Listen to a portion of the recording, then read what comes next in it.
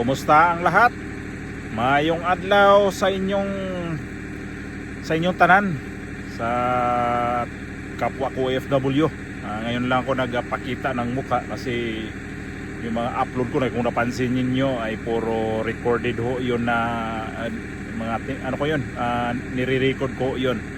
Dapat na mag-react ako doon kaya lang sabi ko hindi na kasi nakita ko yung busy-busyhan ko talaga dito. Ito pa rin, dito ako sa may kabundukan nitong lugar namin kung saan kami. Ito na yung gawan ko ng reaction ngayon itong shout out pala sa ating mga laging nanonood sa ating laging nagko-comment. Ingat po kayo lagi. Ito yung gawan ko ng reaction ito ngayon na iimbitahan na itong si Saldico at saka itong si Martin Romualdez dito sa Senate Blue Ribbon Committee according sa balita na napanood ko kanina. So ang masabi ko ay sisipot ba itong dalawa na to. Ay si Saldico malabo talaga to kasi kasalukuyang nasa ibang bansa pa si Saldico at ang masaklap pa ay nag-resign po itong si Saldico. Ay di natin alam to kung anong mangyayari talaga itong investigasyon itong sa House Blue Ribbon Committee kasi nakita natin nung in-upload ko yung mga video na yun, di ba? Yung dito si itong si Bato de la Rosa, itong si Senator Marcoleta, itong si Senator Chis Escudero na mukhang ang tinatarget nila ngayon itong Senate Blue Ribbon Committee, itong chairman itong si Ping Lacson at saka itong si Tito Soto na parang sa totoo nga naman na nakikita naman natin na ang itong mga senador na to, itong sila ni Ping Lacson at saka si Tito Soto, nakikita natin dito na parang ayaw nila idikit itong pangalan ni Saldico at saka itong si Martin Romualdez. At ito ngayon wala na silang choice dito. Mag-ano na sila, iimbitahin na nila itong si Martin Romualdez at saka itong si Saldico. At ito nga si Saldico nandito sa ibang bansa. Ang maano ko lang dito itong si Martin Romualdez kung sisipot ba ito kasi alam naman natin na itong si Martin Romualdez ay tuso talaga to. Ang maano ko lang dito rin kasi sa mga senador na to, ito sila ni Ping Lacson at saka itong si Tito Soto, kung hindi rin talaga naman sila dudugkalin nito nilang mga senador na sa minority leader, hindi rin sila kikilos. Kasi ayaw kasi nilang idikit itong pangalan ni Saldico at saka ni Martin Romualdez dito sa issue to sa flood control. At saka sabi ko na nga hindi to flood control ang nito pag-uusapan Pati itong budget nga to noong 2025 na grabing insertion. Kasi 'di ba ang sabi nga ni Redon nitong si Saldico din na pwedeng imbitahan kasi hindi siya dito involved sa insertion daw dito sa flood control, hindi daw to involved. Paano hindi involved?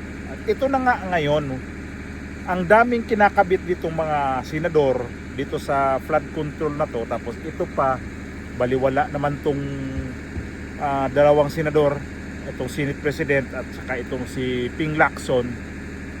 Pilit nilang ayaw nila i-organize itong dalawang congressman na to.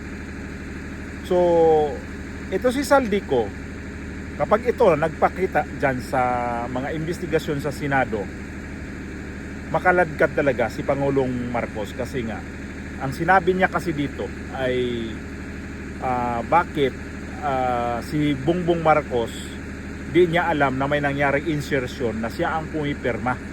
Nabalita yun na ilang beses siya nabalita na dinideny niya. Paano may anomalya yon yung budget na yon na hindi yun totoo kasi sabay ka makikita na yon tapos ang pagpirma para magiging batas itong si Bongbong Marcos. So hindi lusot si Bongbong Marcos nito. Para sa akin lang nakikita ko rin naman talaga na may pananagutan si Bongbong Marcos nito sa itong issue na to kasi hindi naman to magiging batas kung hindi rin siya ang pumirma nito. Tama si Saldico. Bakit kami lang ang ang nakikita ko ngayon dito sa House of Representatives ay laglaga na. Nilalaglag nila ito si Saldico. Siyempre si Saldico Sino ba? Na nakinabang kayo nung time na yon, nung na akong ginawa nyong pain dito, akong binala nyo dito. So pagdating sa mga problema na ako na ngayon ang ididiin ninyo. So tabla-tabla tayo dito. 'Yun ang naisip ni ni Saldico. So tatablahin niya to si Martin Romualdez, tatablahin niya to si Bongbong Marcos. At ngayon, idadamay si Bongbong Marcos, kaya ayaw to ni Ping Lacson at saka ni Tito Soto. Kasi doon na kasi to, nakaumang na kasi tong usapan na to, ang usapin na to tungkol doon sa kay Diskaya na involved na si Martin Romualdez at sinigundaan ito ni yung Master Sergeant sino ba to? Master Sergeant, sino bang apelyido noon? Gotesa. Nakaladkad naman ulit ang pangalan nitong Ku at saka si Romualdez.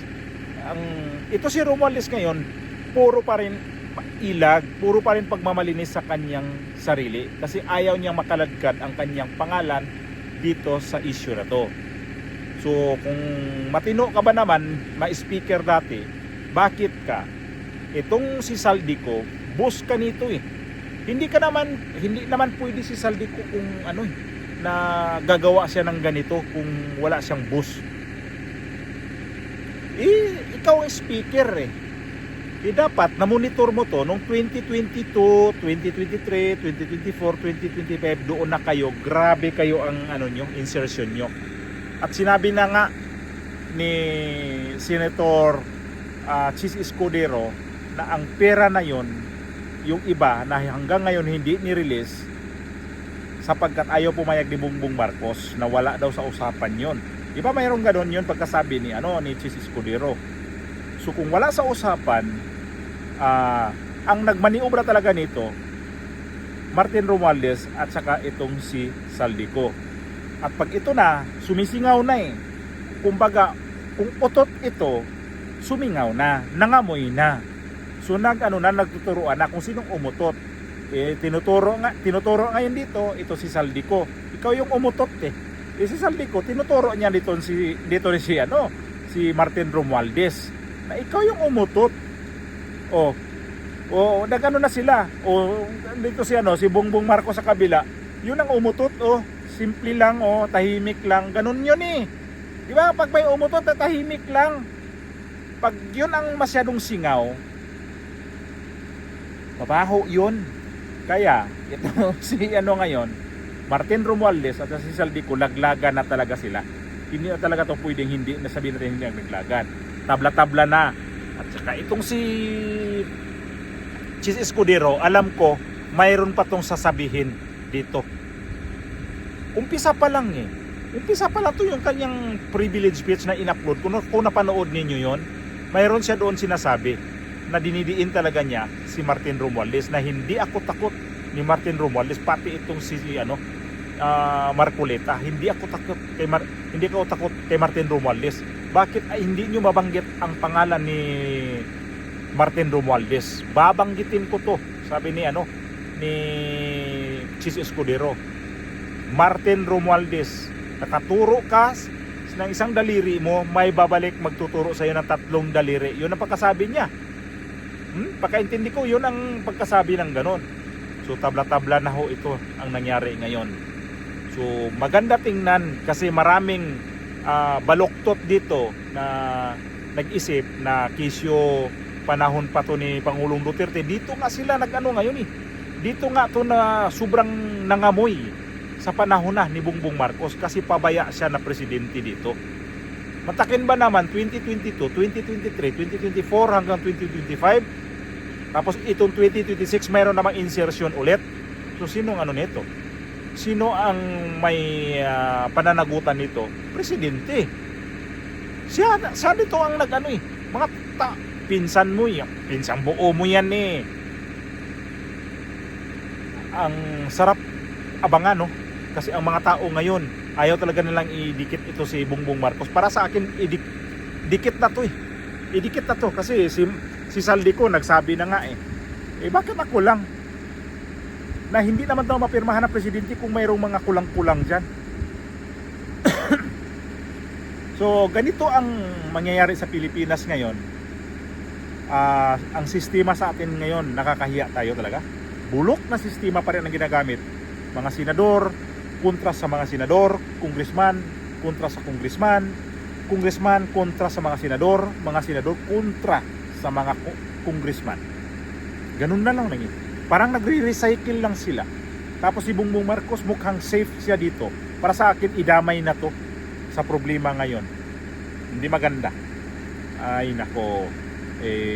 Ang mga followers ni Bongbong Marcos nito ay bahala na kayo ano sa inyong amo, magdipinsa, kasi nakikita ko para sa akin hindi na kayang dipinsaan itong amo ninyo kasi nag-umpisa na talaga mga amoy.